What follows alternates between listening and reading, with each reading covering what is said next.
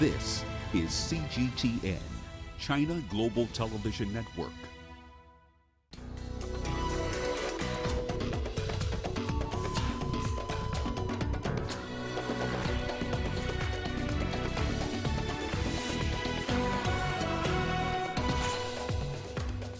Coronavirus death toll hits 132, and how African countries are responding to the crisis. Protests rock Gaza as President Trump unveils his Middle East peace plan. And former Côte d'Ivoire rebel leader Guillaume Soro says he will contend for the country's presidency.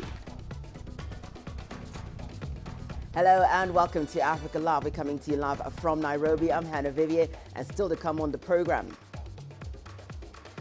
In business news, Ethiopia's economy projected to grow by 6.2% in 2020. And in your sport, Egypt's winning handball squad returns home after clinching Tokyo 2020 qualification. We begin with the latest on the coronavirus outbreak in China. The death toll has reached 132. All within China, more than 100 people have recovered. The total number of confirmed cases globally stands at over 6,100, with the vast majority in China. Tibet, the only Chinese region that hadn't confirmed a case, is now reporting its first suspected infection. Around half of the confirmed cases are at the epicenter of the outbreak. Wuhan, the capital of Hubei province, about 60,000 people are under medical observation. 67 cases have been confirmed outside China. Thailand has 14. Singapore, Japan, and Malaysia each have 7.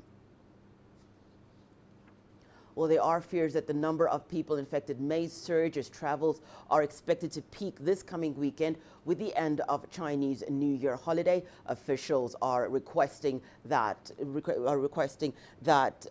travelers to quarantine themselves for 2 weeks to ensure that they do not exhibit coronavirus symptoms and are healthy enough to return to work.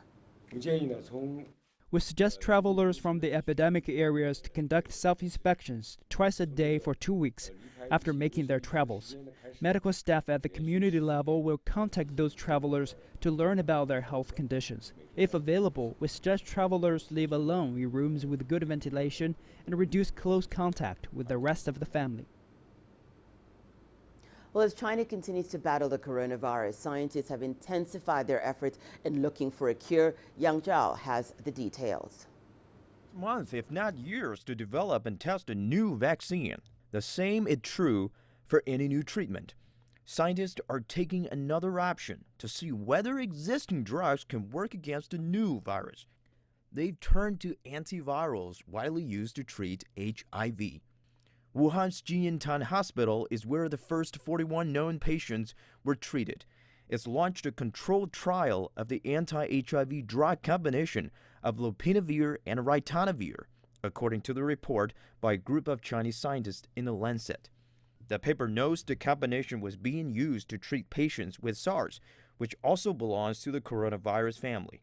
The treatment was included in the third edition of Diagnosis and Treatment Plan released by Chinese government last week. It noted there were no effective antivirals available. But just hours ago, the fourth edition came out with a note crossed out. This suggests the effectiveness of the drug combination has been confirmed by authorities. Work on a vaccine continues elsewhere. Chinese researchers in Zhejiang have isolated virus strains. Yang Zhao, CGTN. The first isolation ward of Huoshenshan Hospital will be completed today. Thousands of people have been working day and night to build the 2 temporary hospitals for coronavirus patients. Millions of Chinese are watching the construction process online. Yu Yang has that story. The coronavirus is testing Wuhan to its limits. Hospitals in the city are overwhelmed. Many report shortages of manpower and protective gear. The race is on to complete 2 temporary hospitals for coronavirus patients, Huoshenshan and Leishenshan, as fast as possible. 4 state-owned construction firms broke ground on the eve of Lunar New Year. More than 1,000 workers are toiling around the clock to ensure 1,000 beds in Huoshenshan Hospital are ready in less than a week. The construction on Leishenshan Hospital began a day later. It's bigger than Huoshenshan, with 1,300 beds planned within 2 weeks. These makeshift hospitals in Wuhan are modeled on Beijing's Xiaotangshan Hospital, which was built in a week during the SARS outbreak in 2003. Over 600 patients recovered there, a rate of nearly 99%.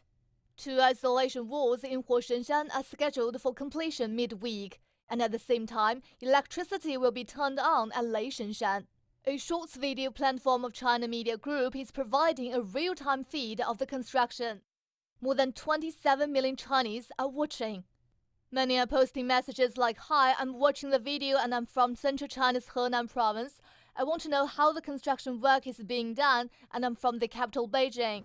And thank you for your hard work, construction workers." And most of the posts say, "Come on China, come on Wuhan." Youyang, CGTN. Besides Wuhan, other cities in Hubei province are also heavily affected by the virus. Our reporter Xu Xingsheng reports from the city of Huanggang. We do see an increased number in confirmed cases in Wuhan or Hubei province, but then the number is not. Actually, we see a slowing of increase of the confirmed cases. And I'm now in a city called Huanggang, which is next to Wuhan, but still it took me over 2 hours from downtown Wuhan to get here. And right now, not only Wuhan, but the entire Hubei province is almost sealed off from the outside world, except its Shennongjia forest area. While Wuhan is still the worst affected area, almost half of the confirmed cases in the province are in fact scattered in other cities surrounding the Wuhan, the provincial capital. We needed to pull off some strings in order to get out of Wuhan and to really see how severe the situation is in nearby cities. And we had to promise to leave the city 100% using the route we registered with the local traffic officials and return to Wuhan after filming here in Huanggang. 2 emergency hospitals, as we know, are building in Wuhan that will offer at least over 2,000 hospital beds, specifically for coronavirus patients. And there is a similar medical institution right here in Huanggang, which is in fact right behind me, and it is already open to help patients. The hospital is built on the new side of the city's central hospital, already topped up and ready for the hospitals moving in May. Meanwhile, Ghana's health service says it's increasing scrutiny for visitors entering the country from China. It is also boosting checks on routes from neighboring countries after Côte d'Ivoire reported one suspected case of the novel coronavirus. So far, no cases have been reported in Ghana. Here's CGTN's Nabil Ahmed Rafai with more from Accra. Ghana's government is warning citizens planning to travel to China to reconsider following the outbreak of coronavirus there. However, health officials say they are increasing surveillance at airports and borders after a suspected case of the coronavirus was reported in neighboring Ivory Coast. We have mechanism to screen all passengers passing through our points of entry using thermal scanners. These thermal scanners pick the temperature of the individual. Those with high temperature, which is fever, and if fever is cardinal symptom for the condition. We further have to do further investigations. The National Union of Ghana Students in China says none of the 256 Ghanaian students in Wuhan city, nor any of the over 6,400 Ghanaian students in China as a whole, have yet been infected by the coronavirus outbreak. Some Ghanaian students on scholarships in the Wuhan area are calling on the government to bring them back home. The government says it is not considering that request. The health authorities and then in China have indicated that people at the severely affected area, Wuhan and that province, should not leave that area, and there shouldn't be any movement from any other part of the mainland China to that area. So they have to comply with the laws of and regulations of that country. Ghana's health ministry says there is in-country capacity to diagnose the coronavirus through the laboratory testing of the appropriate samples. 2 hospitals in the Greater Accra region have been designated as initial case management centers. Nabil Ahmed Rufai, CGTN, Accra, Ghana. Earlier, we spoke to the World Health Organization's Program Manager for Emergency Response to Africa, Dr. Michelle Yao, on how the continent is responding to the coronavirus threat. Since this outbreak started in China, as the WHO regional office, we sent communication to ministers for measures to be in place. And the first one is to ensure that we can have early detection, because it will be critical in Africa, where our systems are not strong enough to cope with a huge number of cases. And so the key element will be to detect earlier and to put in place measures that can avoid further contamination. And about that, I think they are moving in the right direction. Most of the countries, the main entry point, like Kenya, have put in place a screening system that actually has detected some of the suspected cases. So they are moving in the right direction. Actually, the main epicenters on affected countries are out of Africa. So the first case will likely be a case linked to somebody coming from this one. Is why the screening point is critical to start with. There is not yet contamination within any African country at our knowledge. In the African region, we have 28 referral labs. But this virus is a new virus, and the detection process is very new, and we have to make them available to countries. And we are working hard with the main suppliers to have the reagent related to this new virus. Right now is only one main lab in South Africa, in Africa, that can do it. But very soon, about 10 to 12 will be able to do it very soon. And the objective is to extend it to the 28 referral lab that we have in the African region that can perform this kind of test. Well, it's time now for us to take a short break. When we return, more news making headlines, including protests rock Gaza as President Trump unveils his Middle East peace plan. And we tell you how a Nigerian artist has turned his childhood hobby into a lucrative income.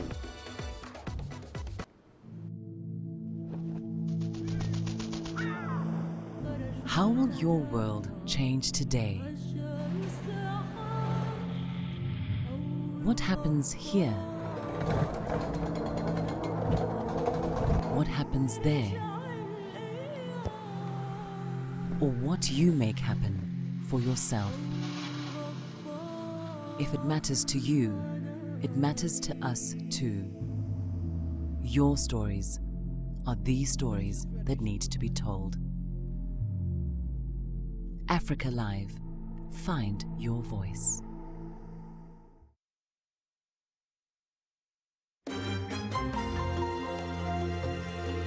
Africa Live. Find your voice.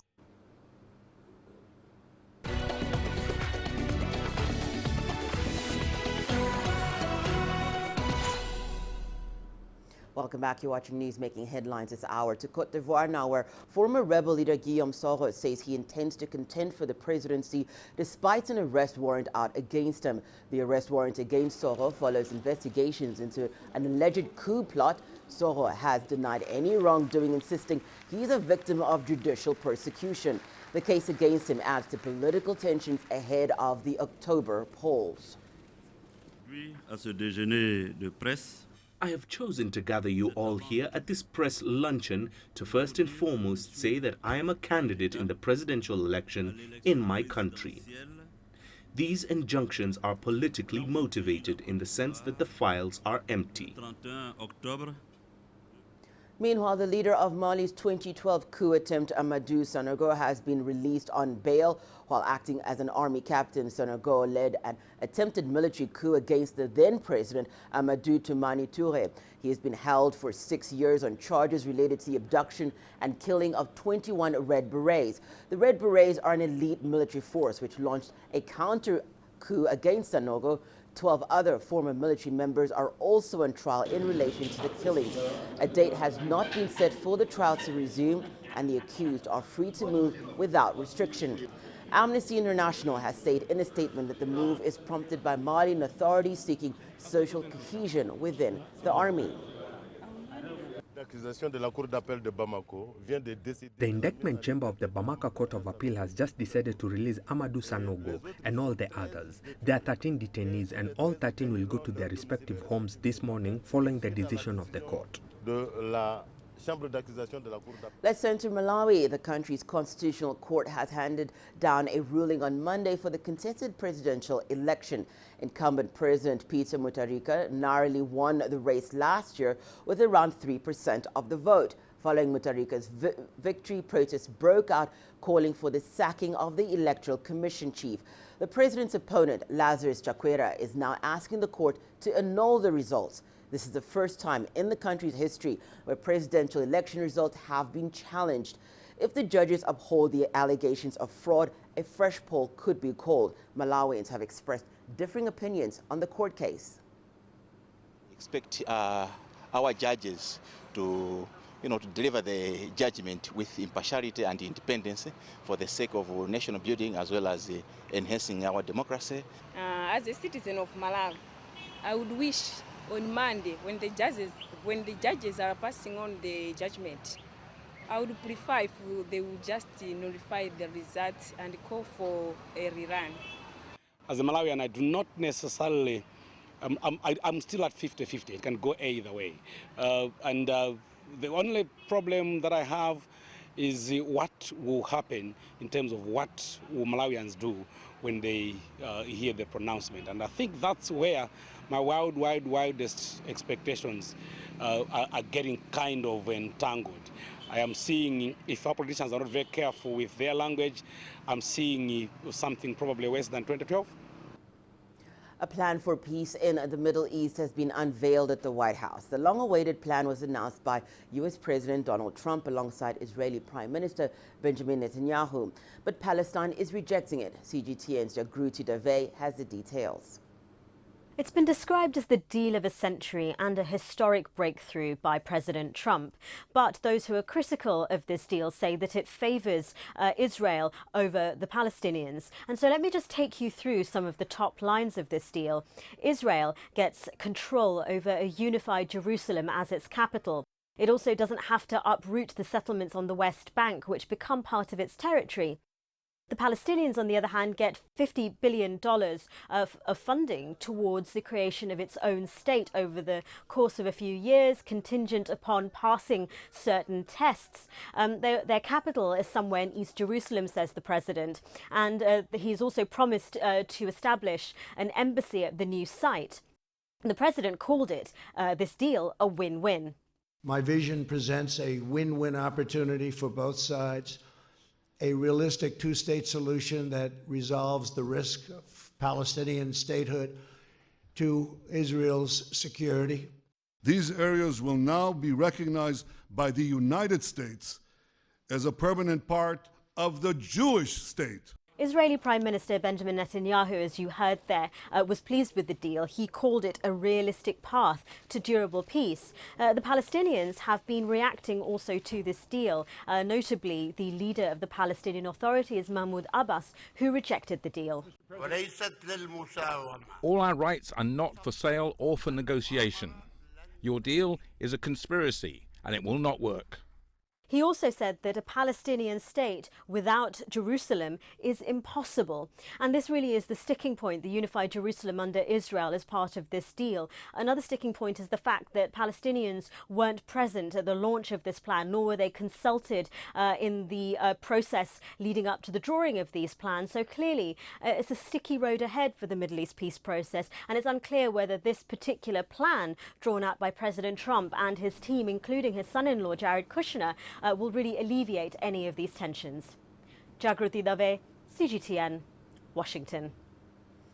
Meanwhile, thousands have taken to the streets in Gaza, the West Bank and Jerusalem in protest to the U.S. Middle East peace plan. The proposals raised by U.S. President Donald Trump would see Israel and a future Palestinian state living alongside each other with conditions. Palestinians further reject proposals to have a future Palestinian state with its capital in eastern Jerusalem. Israel and Palestine have been in conflict for decades. This is our land and this is our capital. We will not accept any alternative. We will not accept only part of it, nor part out of it. Jerusalem is Palestine's capital and we don't care about Trump. Jerusalem will stay ours with all its churches, Al-Aqsa mosques, and all the sacred sites. Regarding the plan of the century, we said to Trump and the American administration that our people are united behind our Palestinian leadership, represented by President Mahmoud Abbas. We reject this plan of shame that has nothing to offer Palestinians. Well, for more on that story, let's now cross over to Noor Harazin in Gaza, who's on the phone for us. Noor, thank you so much for joining us. Let's begin with the situation in Gaza right now. What is the latest? What can you tell us? Well, today there is a general strike here in the Gaza Strip. The schools, universities, shops are all closed. People have raised black flags on their buildings and their homes in a way to express their refusal for the deal of the century, this American-Israeli plan. At the same time, and even before Trump's conference, there were several demonstrations here in the Gaza Strip. Palestinian factions have been calling upon the people and the residents on social media by mosques to participate in these mass protests and rallies. And amazingly, we saw people yesterday and also today from all Palestinian factions, Hamas, Fatah, Islamic Jihad, DLFP, all united and participating in this in these protests. And this is something that here we rarely can see in Gaza due to the Palestinian division between the two rival parties, Fatah and Hamas. So, as I said, for once, we can say that the Palestinian people and the Palestinian factions, political factions, are united on rejecting this plan. No, President Trump called his plan a win-win situation. What are the particular issues that have angered the Palestinians? Well, to the Palestinians, the whole deal and the whole idea is impossible. For example, if we're talking about recognizing Israel and Jerusalem as its capital, this is one of the biggest issues for the Palestinian people, as many Palestinians does not even believe as East Jerusalem as the only capital for Palestine. They want to free the other part of Jerusalem for Jerusalem as a whole city to be the capital of the Palestinian people. We can say that many Palestinians nowadays does not even believe in the 1967 borders. They even want more, and they want to free even more from the Palestinian land. We can also say that maybe the idea behind withdrawing the resistance factions' weapons is also one of the key things that enraged Palestinians and also enraged the political parties here. If we're talking about Hamas and Islamic Jihad, these two parties began as resistance brigades here in Gaza, and withdrawing their weapons means that they will lose their identity and they will lose also their power as a resistance faction. Thank you so much for joining us, Noor. That was Noor Harazin in Gaza, and she was speaking to us about that story. Well, let's stay with that story. We now have Stephanie, who is joining us. Stephanie Fried, who's joining us from Tel Aviv. Stephanie, thank you so much for joining us. To speak to us about the mood in Tel Aviv at the moment, how are people reacting to the protests and the sentiments expressed in Gaza?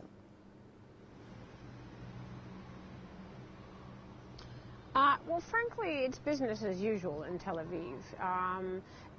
If anyone who has lived in the country for a decade or two or three has seen so many different peace processes come and go, attempts at peace, talk of peace, of negotiations, it's not a special day, certainly.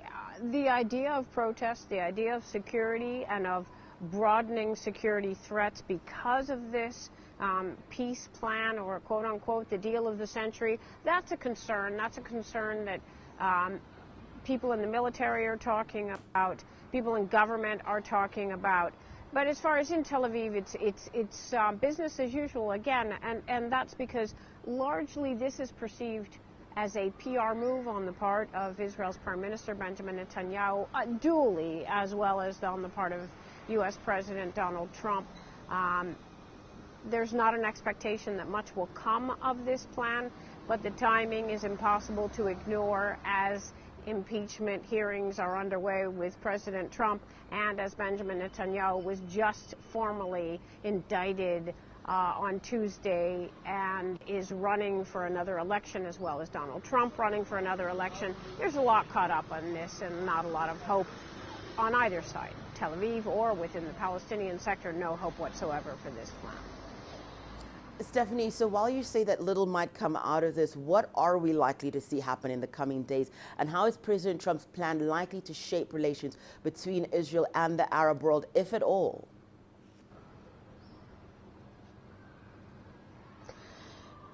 About the Arab world and Israel's relations with the Arab world, it's going to depend on the country. Right now, Egypt and Jordan seem to be holding tight their line of support for the Palestinians as well. I spoke with one of the Palestinian leaders yesterday, and she said that the Palestinian leadership is going to turn to support in Europe, in other countries, at the UN, although Donald Trump promised that the United States will veto any UN moves against this plan or parts of this plan. In the coming days, Benjamin Netanyahu talked about already on Sunday taking the annexation of the Jordan Valley a step further, starting to annex parts of the West Bank settlements, incorporate them into Israel. Of course, that's a process, and it's a process that doesn't just happen with the United States giving a green light. But the expectation is that we're going to see more protests in the West Bank, in Gaza, and specifically, or certainly, if there's any move toward annexation there, the protests will become more volatile, and certainly the international community is going to have a strong voice in this as well. Stephanie, thank you so much for joining us. Stephanie Fried joining us there live from Tel Aviv.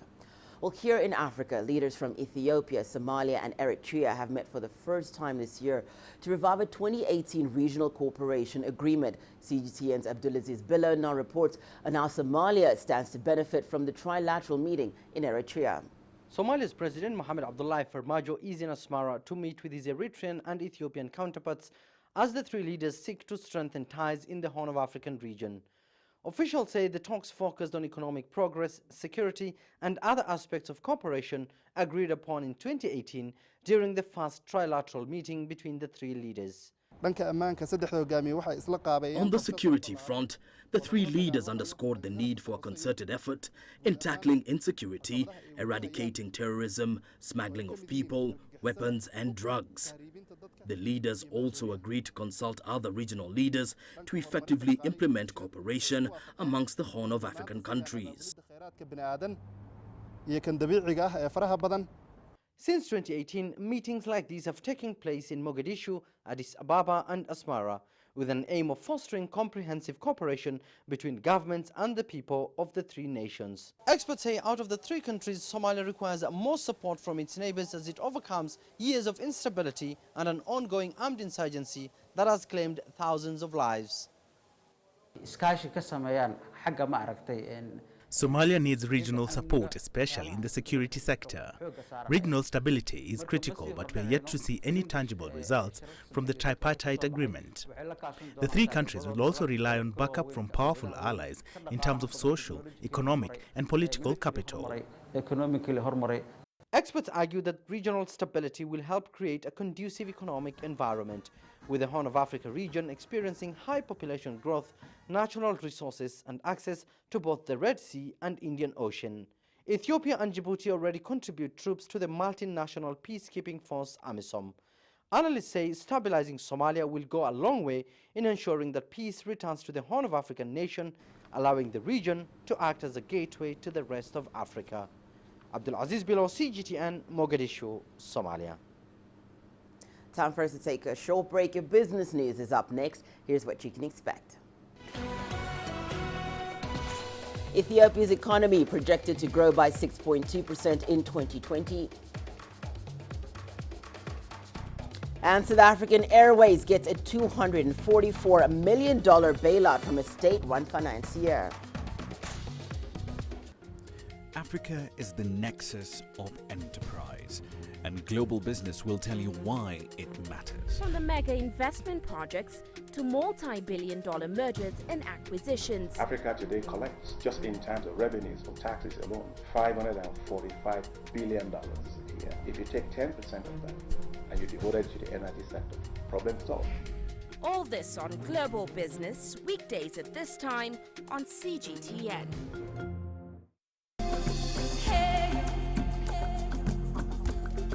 Accra is my kind of city. That's because when I'm here, I feel like I'm back home in Lagos or Abidjan, which are two of the major cities I grew up in. Business in Africa is high risk. After about a decade covering business news on the continent, I've learned it's all about the high risk, but also the high returns and the high energy. You simply have to adjust in order to keep pace. When I started out as a journalist, my dream was to open people's minds to the different perspectives. From the CEO in the boardroom to the trader out in the street, we all have different stories. From Accra to Addis Ababa, from Cairo to Cape Town, and I wouldn't have it any other way. Here at CGTN, we realize that Africa is on the move, and it's moving fast, but we're moving right along with it. I'm Ucheo Koronkwo, and I'm a business anchor and reporter at CGTN.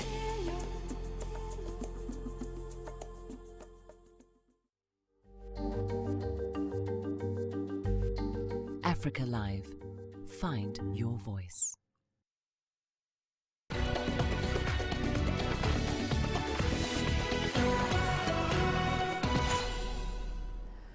Time now for your business news. The International Monetary Fund has projected Ethiopia's economy will grow by 6.2% in the 2020 fiscal year. This is below the government's forecast of 10.8%, but in line with the World Bank's estimates. The country's government has been implementing reforms, including opening up industries to private sector investors. Ethiopia's reserves are expected to hit $4 billion as efforts to reduce poverty continue to sustain the economy. However, performance of exports remains weak while foreign exchange shortages persist. South African Airways has secured $244 million in emergency funding from the country's state-owned development bank. The new year saw the embattled national carrier anxiously await a $137 million emergency bailout promised by the government.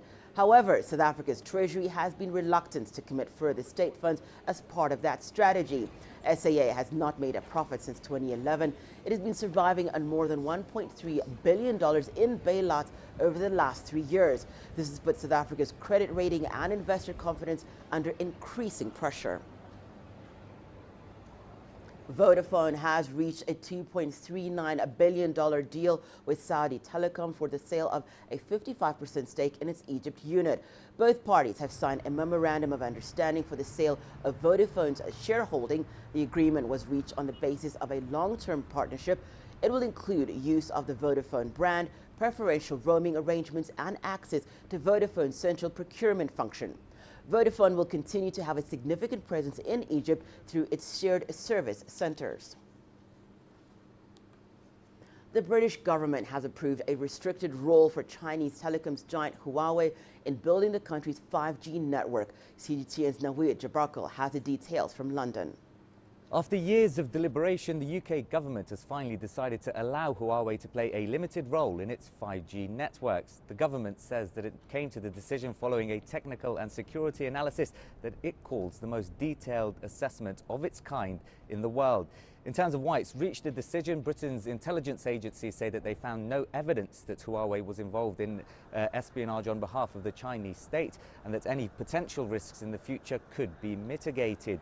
There are also technological and logistical reasons as well. Britain's two largest telecoms operators, BT and Vodafone, had called against a total ban on Huawei, saying it would cost billions of dollars to rip up the existing infrastructure that the Chinese tech giant is involved in here in the UK. There were also concerns that if Britain doesn't use Huawei, which has fairly advanced technology when it comes to 5G and also fairly cost-effective technology, that it would set the UK's development of 5G back by years. But there was a lot of pressure for Britain not to take today's decision. The United States has warned its allies not to work with Huawei, saying that if they do, it would open them up to Chinese spying. That's something that the UK government has found no evidence of, but also the Chinese government and Huawei have denied those claims. But this is also a major political decision for Boris Johnson. It was the first real key test of foreign policy, if you like, especially with Britain leaving the European Union in just a matter of days. On the one hand, you had the United States calling for a total ban, a key ally, a Five Eyes security ally, saying that potential intelligence sharing could be at risk if Britain took this decision. On the other hand, China, a key trading partner, accounting for about 5% of non-EU trade with this country. As Britain looks to leave the European Union, it's looking to strike trade deals, particularly with the United States, its largest non-EU trading partner. So the whole consequences of this still yet to be fully discovered. One key interesting aspect is that US Secretary of State Mike Pompeo is expected to land in London on Wednesday, where he's set to meet Prime Minister Boris Johnson, and today's decision could make that meeting all the more interesting. But after years of thinking about it, after years of being pressured by the United States, Britain has come to the decision to allow Huawei to play a role in its 5G networks. Nawi Jabarkil, CGTN, London. Well, let's now turn to Brexit. The UK is one step closer to leaving the European Union with a withdrawal agreement bill now signed into law. Later today, the European Parliament is expected to ratify the measure, ensuring that Brexit becomes a reality. CGTN's Michael Voss reports from Brussels. When Britain's flags come down in Brussels on Brexit night, one will go on display at the nearby Museum of European History. The UK's 73 MEPs will also become history. For some it's a victory, for others a disaster. I think Britain has had a really strong influence here. We've been a big player. I mean, we've always been slightly difficult. We've wanted opt-outs, we've wanted to do things differently, we've wanted to always be the special case. But in a way, they quite like that. You know, Britain is quirky and likes to do things its own way. But we've been a strong voice, maybe not always agreeing with France or Germany, and that's been really important for balance in the European Union. For many of her fellow MEPs, there's relief that it's over, but sadness at seeing their British colleagues go. It's been the end of an agony, and I'm only sad that it is an example of a lose-lose negotiation, not a win-win. The disruptive antics of the Brexit Party, though, such as turning their backs during the playing of the EU anthem, will not be missed. Not sorry of putting an end to this hypocrisy unbearable of some British MEPs which have made a big business of opposing the European ideal. Britain has traditionally played a very active role in trying to shape EU policy, including in areas such as free trade. Many now wonder how the EU might change without a British presence here. Trade is one area of concern, with fears here that Britain could become a low-tax competitor on its borders. Security is another issue. Ulmas Payet sits on the EU Parliament's Security and Defence Committee. We just all are following what's going on once again in the Middle East. And here again, I guess from Europe's point of view, also full cooperation with the UK, with the rest of Europe is absolutely important, be it this issue of our common security or any other. It's taken Britain 3 years of bitter internal debate to finally agree to leave the EU. Now the negotiations over its final trade and other relationships could prove equally challenging. Michael Voss, CGTN, Brussels. A group of French cities and advocacy groups have filed a lawsuit against oil giant Total, The group claims that Total has not done enough to limit carbon emissions and fight climate change. This is the first time a French company has been sued for climate inaction based on a March 2017 law that requires companies to draw up vigilance plans. Total's plans have been termed as insufficient if France is to meet its pledges under the 2015 Paris Climate Agreement.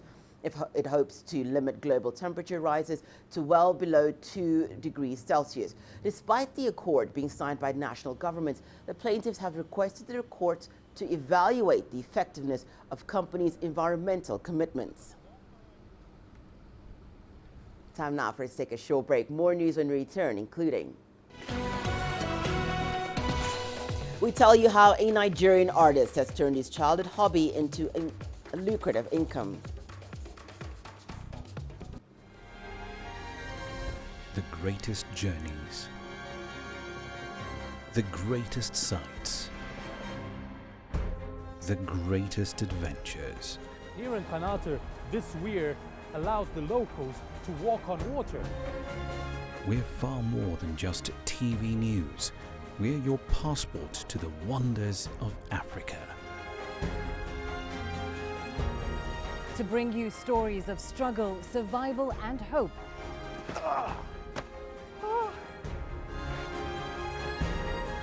So let's explore.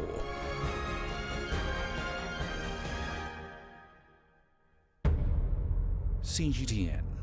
See the difference.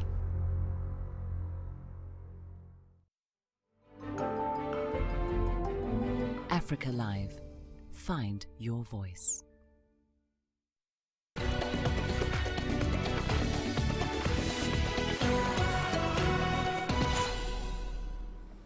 Well, Nigerian artist Emmanuel Fisayo has turned his passion for drawing into a fully fledged career. As a child, Fisayo replicated drawings from textbooks. Now his pencil drawings are activating art lovers in galleries. To create a masterpiece, pencil artist Emmanuel Fisayo first requests a reference picture. He prints and studies it, negotiates a fee based on the time required to recreate the art, and gets to work. His artistic process involves scaling the reference picture, sketching it, and delicately filling in the details with pencils and charcoal. Within 2 days, the work is complete and he packages it in a glass frame. When he delivers the work, Fisayo says the smile on the client's face is even more fulfilling than the monetary reward. The passion behind it and the little change I'm getting out of it is still motivating me. And my customer reviews as well. Like if you work for someone, you get a positive review and referrals. A lot of motivation. Fisayo had majored in geography and planning science at the university, but his love for art led him to embark on a second study in fine art at the College of Education in his native Ikere-Ekiti in southwest Nigeria. He would later intern with top pencil artists, sculptors and painters across Nigeria. A few years later, Fisayo has become a highly sought-after pencil artist. I post my jobs online, Instagram, Twitter, and WhatsApp mostly. And I see people comment, I would like to get a piece, I would like you to work for me, I would like us to work together. Most times, some do come around or call. So they send their reference picture, I make the work, then we bill it to them. And if it gets to them, I know they love it. Then from their referral as well, I get my clients. His works have gone as far as Ghana, the United States, the United Kingdom and Ukraine in just a few years. But Fisayo says it hasn't been a bed of roses. There was a time I made a series of jobs on ground. There was no patronage. Everything was just on ground. So it was not encouraging. But I will always do art, which is a passion to me. I need help to expand my brand, expand my craft, and even encourage me. Because sometimes you just need someone to pick you up and encourage you. Despite needing help himself, Fisayo is helping younger aspiring artists, sharing his knowledge and passion for the art with them. Like my, let me say, cousins and younger ones around. I even have a brother in school, while I was in school, He was like training under me, or let me say, I was mentoring him other arts, majorly under portraits, penciled portraits and drawings and paintings as well. So I would really love to train people, like I was trained as well. Regardless of the little financial returns at the moment, Fisayo says art is something he wants to do for life. Deji Badmo, CGTN, Ekiti, Southwest Nigeria. Corruption has a new name, so says the Oxford English Dictionary, and that name is chop. Hailing from the streets of Nigeria, the verb means to illicitly make money, was added to the Oxford Dictionary this month, along with 28 other phrases like rub minds. It is the first time Nigerian English has made an appearance. CGTN's Tuli Shabalala has more. When a Nigerian says, I have saved enough money to buy a two-combo, iron, kettle or fridge, the person actually means they are buying a second-hand item. This is one of the colloquialisms of Nigerian English that have made it into the latest updates of the Oxford English Dictionary. The way you speak in the public, it looks as if that you are not using the right English word. But this time around, any time that you are calling Tukumbo, you know that yes, it's a recognized English, no matter where you speak it. Since the 1970s and 80s, locals have adopted several words and phrases that make up what is known as Pidgin English. It's a mix of English and words from local languages and a range of street slang in Nigeria. Many people might take it for granted, but it forms a large part of our identities. And when it is being suppressed, or we are being told that there is a better way, or this is what is correct and then this is what's not correct, I think it affects us and it also demeans us. But getting Nigerian English to be recognized globally was a bit of a challenge. When we write our characters speaking this Nigerian English, we struggle with foreign editors in the past. It took a lot of action, and we really had to insist that this is actually who we are, who we speak. So it will make things easier. So next time an editor tells you several is not correct, you say go and check the Oxford Dictionary. Other words that made it to the dictionary include danfu, which is the local word for the yellow mini buses. Phrases like mama put, which describes the local street side food seller, and Okada, which means motorcycle taxis. This inclusion is making many Nigerians proud. I like almost every of those words. Okada is a very popular word. There's no day I go I don't see Okada in my mouth. Because I have to stop an Okada man. If I'm driving, I come across Okada people that get me angry. I have to say Okada. So for the fact that Okada is in an English dictionary, it will not be very difficult for me to explain to a white man when he's asking, what's Okada? You know, I said, go and check your English dictionary. What's Mama put? Please check your English dictionary. The rapid global rise of Nigerian pop culture across music, film and literature over the last 2 decades has meant that Nigerian use of English has more listeners and readers than ever before. Tuli Shabalala, CGTN. The sports news after the break, including Egypt's winning handball squad returns home after clinching Tokyo 2020 qualification.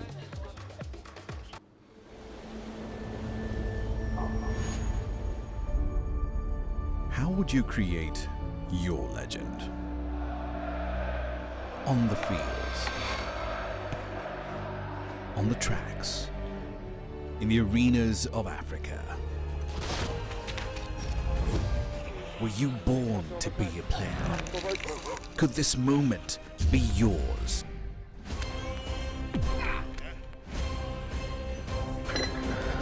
Sports Scene. Find your game.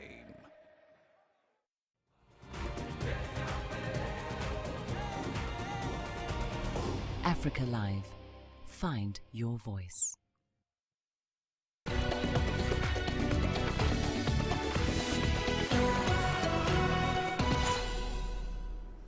Time now for your sports news. Egypt's sports minister led a welcoming ceremony for the country's national handball team following their victorious return from Tunisia. Egypt won the Africa Men's Handball Championship after defeating the hosts on home soil.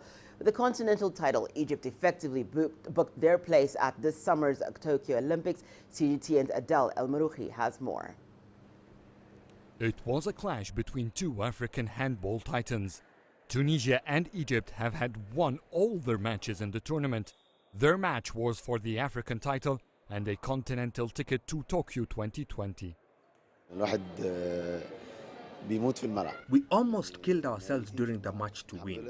We've managed to use their home fans as a tool against them, though it should have been the other way around. We've pressured them from the beginning. It's an unimaginable feeling to defeat Tunisia in Tunisia in an African final qualifying for the Olympics. At Cairo International Airport, the sports minister led an honorary welcome ceremony for the handball kings of Africa, a gesture all players appreciated. It is a great achievement for Egypt to win the African title. It is the second team sport to reach the Olympics. They deserve all the best, and I cannot expect, but I hope that we will exert our best and do more than just participating in Tokyo. It is great to be welcomed back home this way. It shows that the country knows how much our team has worked hard for this. We had great preparations. The federation gave us support, and we had a good coach. All factors were on our side. It's the first time ever for Egypt to win against Tunisia in an African final at home. The hosts and Algeria, which came in third place, still have a chance to follow Egypt to Tokyo. Their medals in the African competition made them qualify to Africa's Olympic qualifying tournament. With this remarkable victory, Egypt has won its 7th continental title. The mission to become Africa's handball champions is now accomplished. The concern will shift on how Egypt will perform in the Olympics. Adel Mahroui, CGTN, Cairo. Guinea are set to kick off their Africa Futsal Cup of Nations campaign in Tunisia later on Wednesday against three-time champions Egypt. The West African side are making their inaugural appearance at the 6th edition of the Continental Tournament, which kicked off on Tuesday and features 8 countries. The team finalized their preparations over the weekend at the 28 September Stadium in Conakry, putting emphasis on the side's physical preparations. Guinea's squad, made up of both local and international players, sits on Group B alongside Egypt, Mozambique and Angola. Before their departure, the side remained confident that their preparations could see them spring a surprise in the city of Laayoune. We are aware that we will play against strong teams. However, we remain humble and continue to work. During the competition, we'll take one match at a time and see what the result will be. We have great ambitions and we will give our best. It is an honor for me to represent my native country, and I'm very proud to be part of this team. We're motivated and we hope to do well there. There is a good atmosphere within the team. Indeed, there are still some small adjustments to be made, but it will come with time. We're ready, we're here to work, and we're not putting pressure on ourselves. We have a very good state of mind. There was already a fast group in Conakry, and I went to look for other players in France. The aim was to get them together before the start of the competition, which was essential. Now the group has been formed and the players have assimilated the techniques, and it's going very well. Everyone is in a good mindset, and that's the most important thing. In European football, Denmark playmaker Christian Eriksen has signed a 4.5-year contract with Italian club Inter Milan. The 27-year-old had been struggling this season before making one of the most high-profile moves so far in the January transfer window. Eriksen has scored 51 goals and registered 62 assists in the Premier League since joining the London club from Ajax Amsterdam in 2013. He was crucial in helping Spurs reach the Champions League final for the first time last year. There are no financial details available, but reports say the move is worth over $22 million. Antonio Conte's Inter currently sit second in Serie A, 3 points behind leaders Juventus. In England, Aston Villa are through to their second English Football League club final in 6 seasons after a late 2-1 win over Leicester at home in the second leg of their semi-final. The Villains prevailed 3-2 on aggregate and meet the winner of tonight's tie between Manchester City against Manchester United in the decider. The hosts took the lead in the 12th minute when Jack Grealish set up a Matt Target to finish past Kasper Schmeichel. The equaliser then came with 18 minutes left. Harvey Barnes set up Nigerian forward Kelechi Iheanacho, who had no problems in clinching his 8th goal of the season. And with extra time looming, Ahmed El Mohamed found his countryman in the 3rd minute of stoppage time for a volleyed goal that proved to be the winner. Villa's boss, Dean Smith, will now lead his home club at Wembley in the final on March the 3rd. It will be their first final since losing to Arsenal in the 2015 FA Cup. Yeah, no, it means an awful lot. You know, we've got a proud history in this competition, as I've said many times, and you know, if we could go and lift this trophy for the 6th time as a football club, I'd be a very proud man. And you know, we know it's going to be tough, Manchester United or Manchester City, but the hard part is getting to a domestic cup final. We've managed to do that against a very good Leicester team. I'm absolutely gutted for the players. I thought over the 2 games we were the better side, but firstly, congratulations to Aston Villa. They've won. They're through. So for us, bitterly disappointed. I thought the players, we created enough opportunities, enough chances, and like I say, we just switched off right at the end there on the cross. In tennis, defending champion Novak Djokovic has set up a semi-final classic against Roger Federer after beating Canada's Milos Raonic. Djokovic piled pressure on Raonic's serve in the opener, earning 9 break points in the first set. However, Raonic found his best level in crucial moments to keep pace. The Canadian varied his serve direction on break points, serving to both corners in equal measure. Djokovic eventually found his way on the 4th set point at 5-4, driving backhands before moving his attack to the Canadian's forehand, taking a 6-4, 6-3, 7-6 victory. In his post-match interview, Djokovic paid tribute to legendary basketball player Kobe Bryant and his daughter, who passed away on Sunday in a helicopter crash. I don't know what we could say, you know. It really caught us by surprise, you know, and you know, he was one of the greatest athletes of all time. He inspired myself and many other people around the world. And I had that fortune to have a personal relationship with him over the last 10 years. And when I needed some advice and some support, you know, he was there for me. He was my mentor, my friend. And it's just heartbreaking to see and to hear what has happened to him and his daughter. It's unbelievable.